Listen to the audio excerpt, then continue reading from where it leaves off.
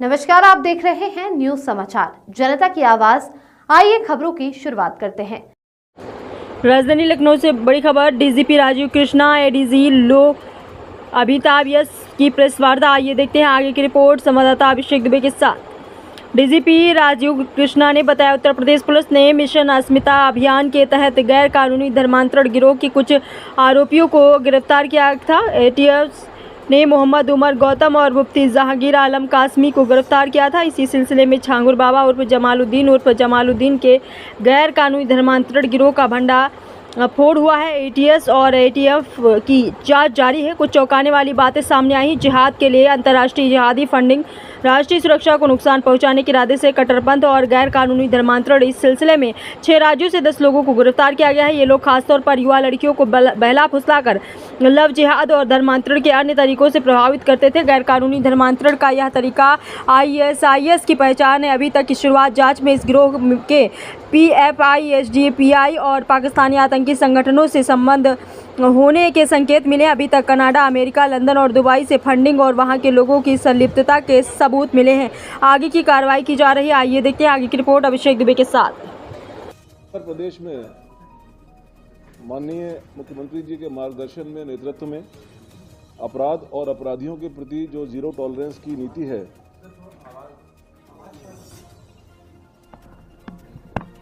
ठीक है, ऑन तो है, माइक तो ऑन है, माइक ऑन है। उत्तर प्रदेश में माननीय मुख्यमंत्री जी के नेतृत्व और मार्गदर्शन में अपराध और अपराधियों के प्रति जीरो टॉलरेंस की नीति में यूपी पुलिस पूरी तरह से प्रतिबद्धता से कार्य कर रही है। जीरो टॉलरेंस की इस नीति के तहत ही उत्तर प्रदेश पुलिस ने न केवल 25 करोड़ लोगों की सुरक्षा उपलब्ध कराने की, बल्कि सभी पर्व और त्योहारों को शांतिपूर्वक संपन्न कराया है और कराने में सक्षम है। सरकार के इन प्रयासों के क्रम में कुछ विशिष्ट चुनौतियां हैं, जिनका सामना करने के लिए उत्तर प्रदेश पुलिस ने एक मिशन अस्मिता लॉन्च किया था, जिसमें पूर्व में अवैध धर्म परिवर्तन के सिंडिकेट के कुछ अभियुक्त गिरफ्तार किए गए थे। इसमें मोहम्मद उमर गौतम, मुफ्ती जहांगीर आलम कासमी, इनको एटीएस ने गिरफ्तार किया था। इसी क्रम में हाल में छांगुर बाबा उर्फ जमालुद्दीन उर्फ जलालुद्दीन के अवैध धर्म परिवर्तन के सिंडिकेट को भी उसको पर्दाफाश किया गया। उत्तर प्रदेश में माननीय मुख्यमंत्री जी के मार्गदर्शन में, नेतृत्व में अपराध और अपराधियों के प्रति जो जीरो टॉलरेंस की नीति है,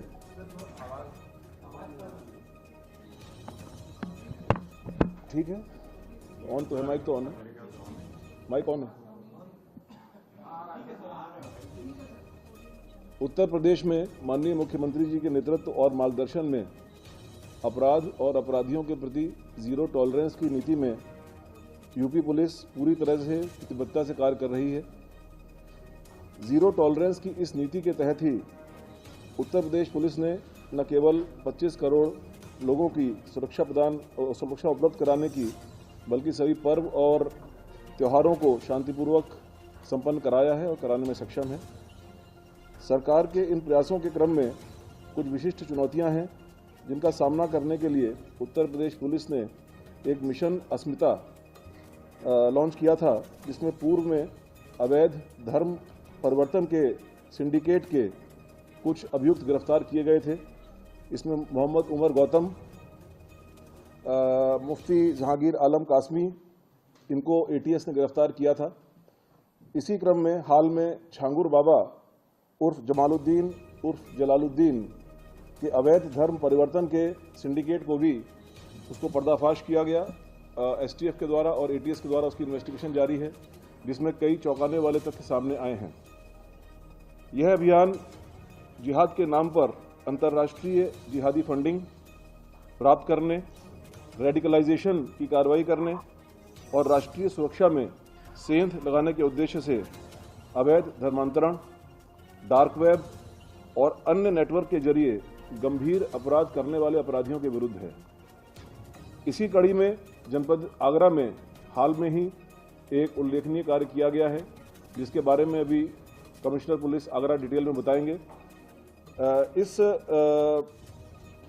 अब इस कड़ी में 6 प्रदेशों में साइमल्टेनियस दबिश देकर के 10 लोगों को गिरफ्तार किया गया है, जो कि देश के विभिन्न राज्यों में विशेष तौर पर कम उम्र की लड़कियों को प्रलोभन, लव जिहाद और अन्य तरीकों से प्रभावित करके धर्मांतरण के कार्य में लिप्त थे। अवैध धर्मांतरण का यह मोडस ऑपरेंडी ISIS का सिग्नेचर स्टाइल है। अभी तक प्रारंभिक जांच में इस ग्रुप का संबंध PFI से, SDPI से और पाकिस्तान के आतंकी संगठनों से भी होने के संकेत मिले हैं। जनपदीय पुलिस आगरा द्वारा की गई इस उल्लेखनीय कार्रवाई से इसमें अब आगे उत्तर प्रदेश की जो विशेषज्ञ एजेंसियां हैं STF और ATS, उनको भी शामिल किया गया है और आवश्यकता अनुसार अन्य राज्यों की पुलिस और केंद्रीय एजेंसी से भी समन्वय स्थापित किया जाएगा।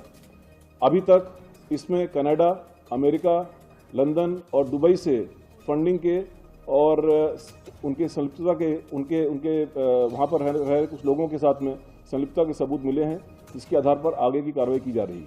धन्यवाद।